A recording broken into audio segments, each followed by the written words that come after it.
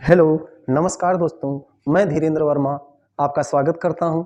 आज बहुत दिनों के बाद हम फिर से दूसरे चरण में आप सभी लोगों के सामने मध्यकालीन भारतीय इतिहास की श्रृंखला को लेकर के आए हैं। और हमारे जो पिछले वीडियोस थे गयासुद्दीन तुगलक तक हमने पूरे कर लिए थे। आज हम मोहम्मद बिन तुगलक से अगला चैप्टर पढ़ेंगे। और आप लोग शुरुआत से हमारे वीडियो देखिएगा। हर वीडियो में उस शासक से रिलेटेड आपको एक नई चीज देखने को जरूर मिलेगी। तो आज चलिए स्टार्ट करते हैं। वैसे भी बहुत दिन के बाद आए हैं, अब देर ना करें, आइए। मध्यकालीन भारतीय इतिहास की श्रृंखला में हम तुगलक वंश पढ़ रहे थे। तुगलक वंश की शुरुआत 1320 से 1414 तक रही और तुगलक वंश में हम लोग मोहम्मद बिन तुगलक को पढ़ रहे थे। मोहम्मद बिन तुगलक जो कि 1325 से और 1351 के बीच में शासक बनता है और इसका मूल नाम होता है जूना खां। इसका मूल नाम होता है जूना खां, यानी कि मलिक फखरुद्दीन जूना खां इसका पूरा नाम होता है। हम लोग पढ़ने की भाषा में एमबीटी कह देते हैं, यानी कि मोहम्मद बिन तुगलक कह देते हैं। इसका उपनाम जो था वो अबुल मजाहिद था भैया। इसका उपनाम क्या था? अबुल मजाहिद। अबुल मजाहिद इसका उपनाम था। और मोहम्मद बिन तुगलक का जो राज्याभिषेक हुआ था वो बलबन के द्वारा बनवाए गए लाल महल में हुआ था। इसके पहले भी अलाउद्दीन खिलजी का जो राज्याभिषेक होता है वो भी बलबन के लाल महल में होता है। क्लियर? अच्छा, ठीक है भैया। और दूसरी बात यह है कि राजमुंदरी अभिलेख में मोहम्मद बिन तुगलक को दुनिया का खान कह के पुकारा गया है।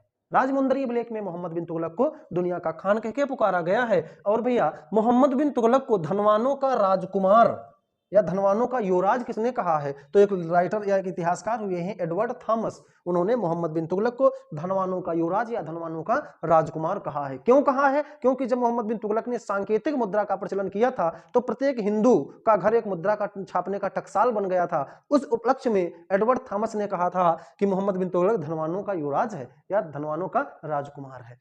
ठीक है भैया। मोहम्मद बिन तुगलक सल्तनत काल का एक बहुत अच्छा और पढ़ा लिखा शासक था। इसको विद्वान या इतिहासकार मानते हैं कि यह सल्तनत काल का सबसे पढ़ा लिखा शासक था। एक अच्छा सुलेखक और अच्छा कवि और एक अच्छा विद्वान था सल्तनत काल का, ऐसा इतिहासकार मानते हैं।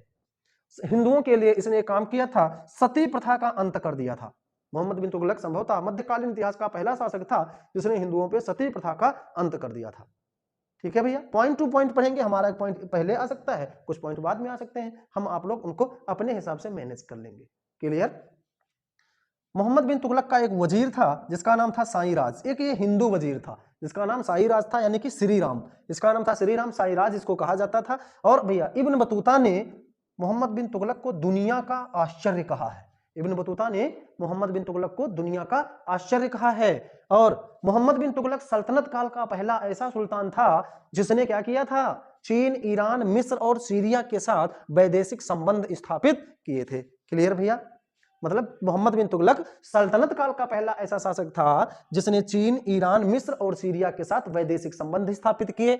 और मोहम्मद बिन तुगलक ने इजारेदारी प्रथा की शुरुआत की थी। इजारेदारी भैया जो प्रथा होती है, जो ठेके पे जो जमीन दी जाती है, वो इजारेदारी प्रथा, यानी कि इस चीज की शुरुआत सबसे पहले मोहम्मद बिन तुगलक ने शुरू करी थी। क्लियर भैया? नेक्स्ट आगे देखते हैं भैया।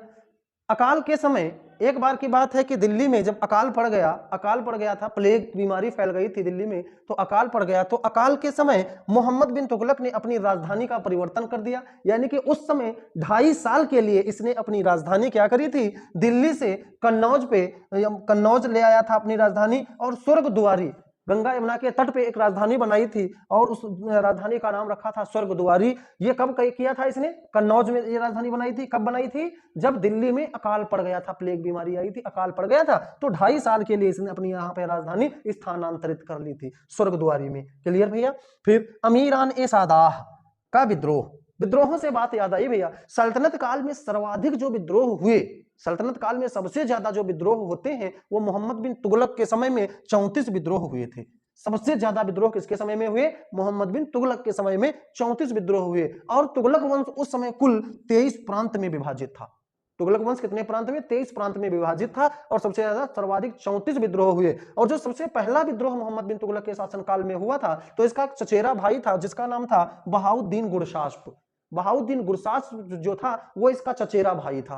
गुलबर्गा का सूबेदार इसको मोहम्मद बिन तुगलक ने बनाया था। 1326 में इसने पहली बार अपने भाई के खिलाफ विद्रोह भैया कर दिया और फिर वो दिल्ली से भाग गया दक्षिण भारत। फिर इसको पकड़ के लाया गया। इसको जब पकड़ के दिल्ली लाया गया तो कहा, इसके इतिहासकार बताते हैं कि इसके टुकड़े टुकड़े कर दिए थे। मोहम्मद बिन तुगलक ने इसको टुकड़े करवाए और इसके शरीर के टुकड़े का मांस बनवा करके चावल के साथ अब इसकी बीबी और इसके बच्चे को खाने में परोस दिया था। इतना निर्दयी मोहम्मद बिन तुगलक, निर्दयता इसके साथ मोहम्मद बिन तुगलक ने करी थी।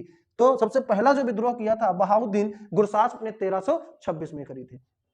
और इसकी जो मदद करी थी वही करे थे कांपिल राज के मंत्री हरिहर और बुक्का, उनको भी साथ में ले जाया जाता है भैया। फिर हम लोग आप लोगों को विजयनगर साम्राज्य में पढ़ाएंगे, लेकिन थोड़ा बताते हैं कि उनसे कहा जाता है कि आप लोग इस्लाम धर्म स्वीकार कर लेंगे, अगर नहीं तो आपको मृत्युदंड दिया जाएगा। तो जिंदा रहने के लिए वो लोग इस्लाम धर्म स्वीकार कर लेते हैं और मोहम्मद बिन तुगलक के काफी करीब और काफी क्लोज हो जाते हैं भैया वो। फिर मोहम्मद बिन तुगलक के विश्वास पात्र जब हो जाते हैं तो एक बार 10 साल के बाद मोहम्मद बिन तुगलक उनको दक्षिण भारत के अभियान के लिए भेज देते हैं। कहते हैं आप अभियान करके आओ, और ये दक्षिण भारत जाते हैं। वहां पे अपना हिंदू धर्म में फिर से परिवर्तित हो जाते हैं गंगा भट्ट के सहायता से। आपको बताया जाएगा ये जब विजयनगर साम्राज्य पढ़ेंगे। और वहां पे हरिहर और बुक्का ये जो भाई होते हैं अपने पिता संगम के नाम पर संगम वंश की स्थापना करके विजयनगर साम्राज्य की स्थापना कर देते हैं। वहां पे एक नया वंश स्टार्ट कर देते हैं, संगम वंश।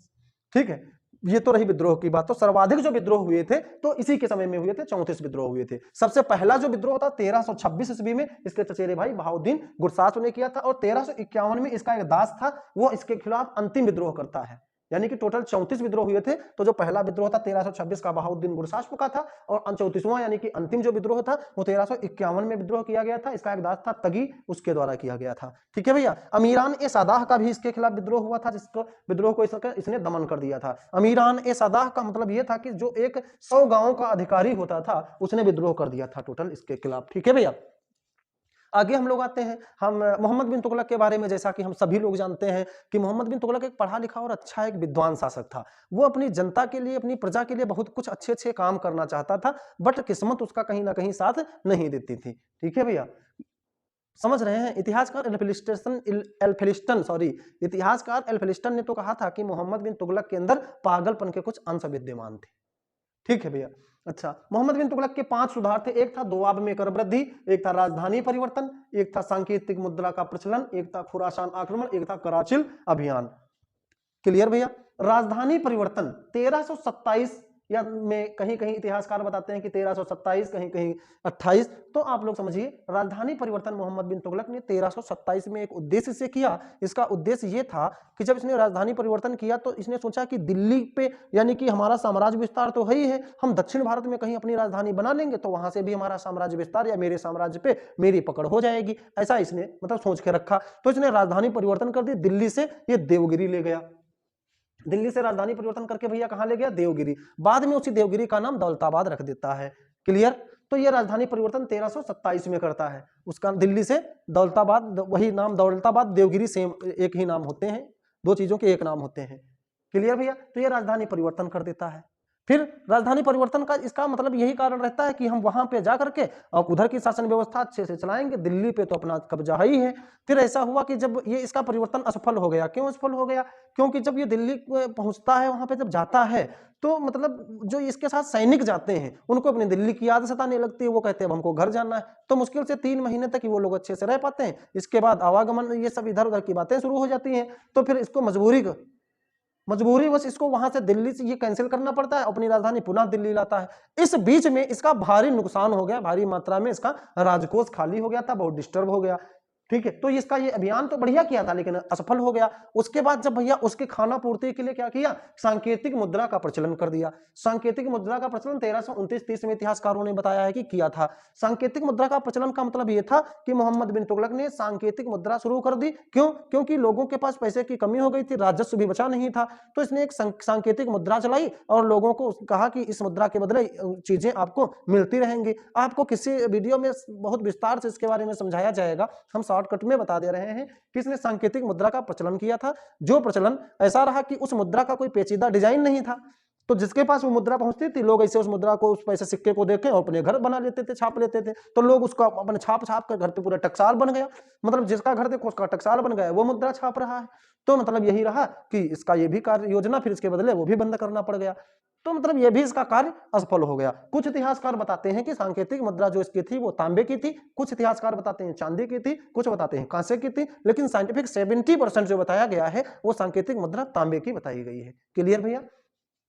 खुरासान आक्रमण, कराची अभियान और दोआब में कर क्षेत्र, दोआब में कर वृद्धि भैया। दोआब मतलब दो नदी, गंगा और यमुना के क्षेत्र को दोआब में कर वृद्धि, मतलब वो क्षेत्र एक ऐसा क्षेत्र था जो बहुत उपजाऊ रहता था।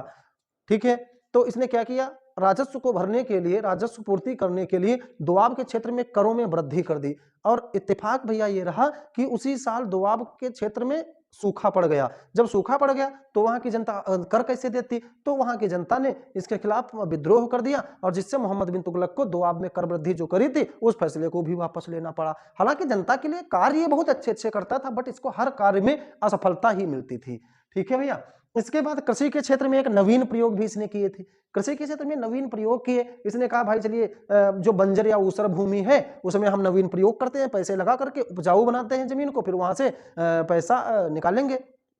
भाई फसल होगी, उपजाऊ होगी तो पैसे मिलेंगे और हमारा अपना राजकोष भर जाएगा। तो कृषि के क्षेत्र में इसने नवीन प्रयोग किए, कुछ अधिकारियों के साथ मिल करके इसने ये काम करना चाहा, बट उसके जो अधिकारी थे वो भ्रष्ट निकल गए। उन्होंने उसका सारा पैसा खा लिया, खजाना खाली कर दिया और जमीन में घाटा हो गया, क्योंकि जिस जमीन पे खेती करनी थी वो बिल्कुल बंजर निकल गई, यानी कि पूरी खराब थी। और इसने कृषकों के लिए क्या किया था, कृषि कार्य करने के लिए भैया इसने दीवाने अमीर को ही विभाग की स्थापना करी थी। दीवाने अमीर को ही विभाग की स्थापना करी थी कृषि कार्य के लिए। और दीवाने अमीर को ही विभाग की स्थापना करी थी कृषि कार्य के लिए कि कृषि से संबंधित सारी चीजें एक विभाग देखेगा, जिसका अमीर जो अमीर को ही होगा, दीवाने अमीर जो होगा इसका एक मुख्य कर्ता धर्ता होगा। ठीक है भैया। और इसने सोनधर ऋण भी स्टार्ट कर दिए। सोनधर ऋण का मतलब था कृषि ऋण। इसने कृषि कार्य करने के लिए सभी लोगों को ऋण देना भी शुरू कर दिया था कि भाई कृषि कार्य के लिए आप बीज लाओगे, उन्नत किस्म के आप पैसे की जरूरत होगी तो हम आपको कर्जा दे रहे हैं, लोन दे रहे हैं, आप फसल पैदा कर करके हमको चुका दीजिएगा, चुकता कर दीजिएगा। ऐसा मोहम्मद बिन तुगलक की विचारधारा थी। ये भी इसका कार्य नवीन प्रयोग वाला था, ये भी इसमें घाटा लग गया, असफल हो गया। फिर भैया खुरासान आक्रमण, मध्य एशिया में ईरान और मिस्र के बीच में युद्ध हो रहा था, तो इसने क्या किया, अपने सैनिकों को 1 साल का अग्रिम वेतन प्रदान कर दिया पहले से कि अब सब लोग वहां चलेंगे, वहां से युद्ध जीत के आएंगे और फिर अपना लोगों का राजकोष भर जाएगा, कोई दिक्कत नहीं रह जाएगी। फिर ये यहाँ से जब चलता है, उन लोगों को पता चलता है कि मोहम्मद बिन तुगलक कोई आक्रमण करने के लिए आ रहे हैं, तो भैया क्या होता है, वो लोग अपना संधि कर लेते हैं। तो इनका ये भी कार्य योजना जो थी ये भी असफल हो जाती है। क्यों? क्योंकि ये अपने यहाँ सैनिकों को 1 साल का अग्रिम वेतन दे चुके होते हैं, तो मांगने तो लगोगे नहीं, अगर मांगोगे तो विद्रोह होगा, तो इसका ये भी कार्य असफल हो गया। इसके बाद एक कराचिल अभियान था। कराचिल एक अभियान क्षेत्र पड़ता है नेपाल कुमायूं गढ़वाल के क्षेत्र में, वहां पे इसने आक्रमण करना चाहा, सोचा कि उधर से कुछ जीत लाएंगे। तो वहां जब ये सेना को अपनी लेकर के गया तो वहां पे बहुत बर्फबारी हो रही थी, बहुत ठंडा मौसम पड़ गया, अचानक से सब शीतलहर जैसी पड़ गई, तो वहां पे प्लेग बीमारी फैल गई, तो इसकी सेना वहां ठंड में मरने लगी, प्लेग बीमारी से मरने लगी, तो मजबूरन क्या करना पड़ा भाई, इसको ये भी वहां से प्लान कैंसिल करना पड़ा। कुल मिलाकर के मोहम्मद बिन तुगलक ने कार्य बहुत अच्छे करे थे, लेकिन इसकी किस्मत ने इसका साथ नहीं दिया और ये हमेशा एक अभागा सुल्तान, जियाउद्दीन बर्नी ने तो कहा एक अभागा सुल्तान था। इसी के समय में मोहम्मद बिन तुगलक के समय में विजयनगर साम्राज्य की स्थापना होती है 1336 में।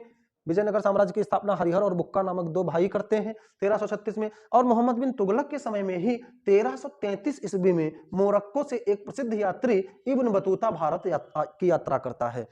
मोहम्मद बिन तुगलक के समय में 1333 में इब्न बतूता भारत की यात्रा करता है और यहाँ अपने यात्रा वृत्तांत का एक विवरण लिखता है और उस विवरण में रेहला, इसका जो प्रसिद्ध ग्रंथ है रेहला की रचना इब्न बतूता ने की है। रेहला में क्या है, यात्रा वृत्तांत पूरा दिया गया है भैया, इसने लिखा है। और इसमें डाक व्यवस्था का भी वर्णन किया है भैया।